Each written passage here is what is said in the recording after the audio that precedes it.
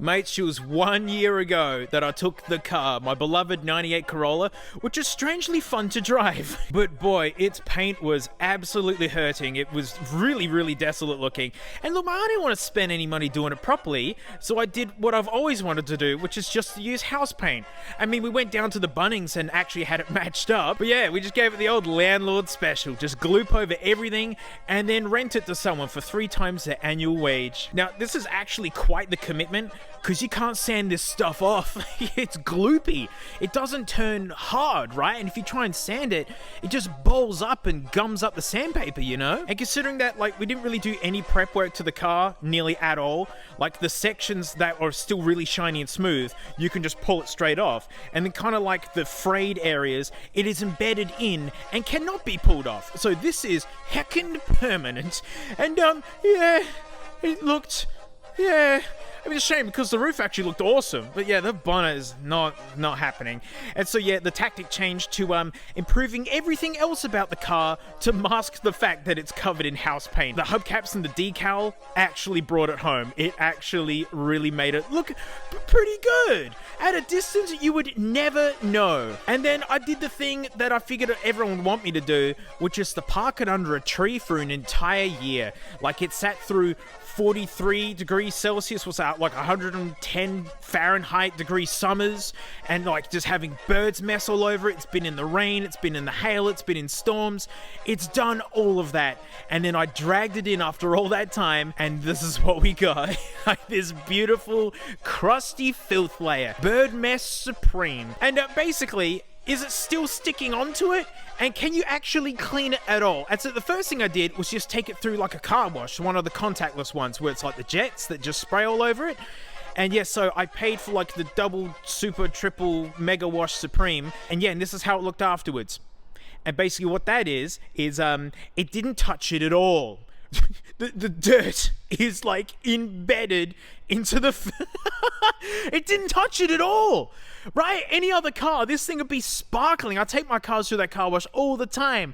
And so I went back and I actually did like the brush wash, like the manual hand job, mate. Nothing beats those, where I used the pre-soak, I used the scrubby brush and did like the power rinse afterwards. And here it is. This is after 2 entire car washes. Oh man, oh dear.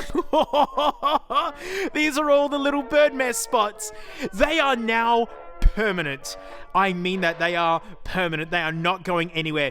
And this filth that you're seeing, I even hand washed it with a rag and spray it, like to try and get it even more. No. No. Look at this. This is filth that we just painted over. It's like dirt and stuff. And that's filth that's like gotten into like the pores of the dirty area. And like, look, that's in there. I'm gonna rub my finger raw before I even get to that stuff. And look, you can actually see some of the filth. It's actually honestly probably just the oil from my hands, you know, cleaning it very slightly. Bonnet was one of the worst areas, same with the roof, and because it was kind of textured anyway, like, it's not going anywhere. Like, you can't get this house paint off. It is not being removed. Look at the filth in there. But on the shinier areas, yeah, the power washer kind of got underneath it, and it's pulling this old stunt on me. Oh no, stop, abandon. Hey, look, the Bunnings paint match wasn't bad, considering it's a totally different kind of paint. Oh, it's wrinkling. That's trying to do a leave. And there's a big section here that's just been blasted off. That's gone. And the filth situ is just insane. Like, you really got to work at it to even get any of it off. It is impregnated in this gloopy style house paint. Oh yeah, and stainless steel that's not that stainless. Yeah, because we took the black rubber stuff off to give it a bit of a chrome trim, just to brighten it up a little bit, to hide the fact that it's house paint from Bunnings. Yeah. Nice. I mean, fridges are stainless steel, and magnets shouldn't stick to stainless steel, and yet they stick, so, That glorious pinstripes held up good, which really brings the car home, right? Oh, and look, see that bird mess? permanent. That does not come off. 2 car washes and a hand job. It's still not coming off. But I do gotta say, when that first layer of filth settles on it, that like really uniform level of filth, it just brings it all home. And honestly, it just looks like any other one of these sitting in traffic. These are all the same age. They're all suffering from the same paint issues and just being nearly 30-year-old cars at this point, which is terrifying that these are 30. And more depressingly, people are still asking like $2,500, $3,000 for these. This should be a $300 car today. When I was a kid, like a near 30-year-old car, you could get them for free. Insane. The economy of everything is completely effed. But you know what? My greasy ravioli finger there, giving it the slight shine, has kind of given me a bit of an idea. So I used to have a flat black motorbike and I loved it dearly. And speaking to the old mates and the hot rodding scene, the way they make them look really good with the flat black is to give them a gussie of the WD. And it gives it this kind of like satin finish. It just kind of, it creates a shine on the flat and it kind of works. I don't know how this is going to react with the paint, and honestly, I don't care. This car's kind of on its death arc. It doesn't actually run that good anymore. But will this make it shiny for a day or two until the slight layer of WD-40 is going to attract all the dust in the world?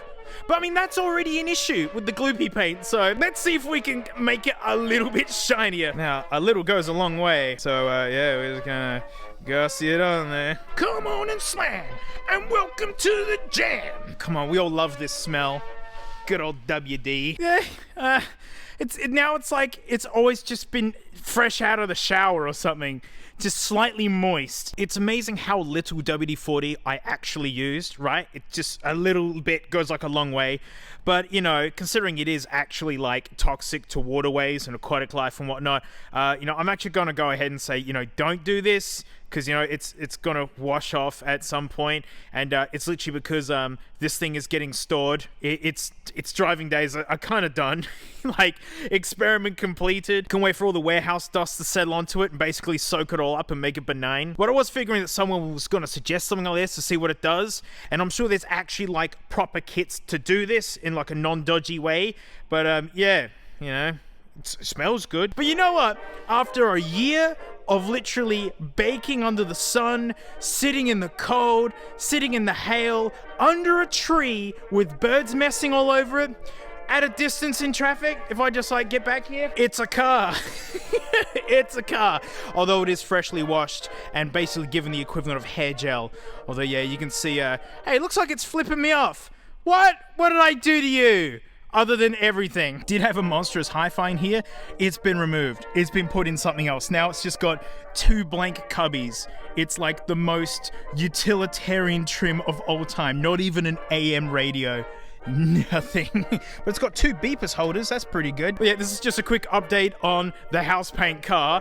And now that it's peeling in some spots and can't be removed in others, yeah, we've ruined it.